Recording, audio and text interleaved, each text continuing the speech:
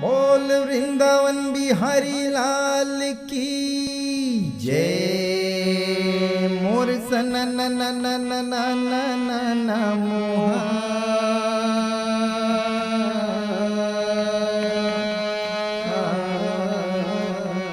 परवीना बजावत हरि गुण गावे के सो।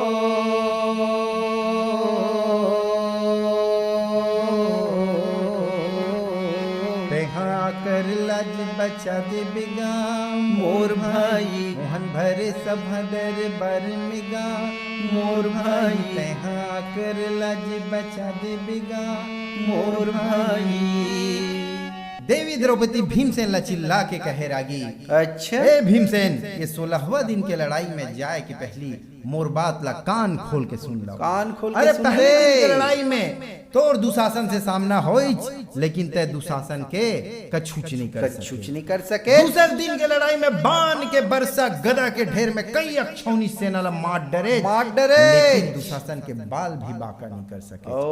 8वां दिन के लड़ाई में ते दुर्योधन के कई भाई के मौत के घाट उतार दे, लेकिन दुशासन ला कछुच नहीं कर सके। ऐसे करत लड़ाई पे लड़ाई, लड़ाई पे लड़ाई, लड़ाई पे लड़ाई 15 दिन निकल गए, लेकिन न तो दुशासन के भुजा उखड़िच और न तो ओकर छाती चिरई। अरे अगर प्रण पूरा नहीं कर सके तो जा गिर जा दुर्योधन के पैर में और मांग ले माफी दुशासन से। लोग तुर पर ताली बजाही भीमसेन, ताली बजाही।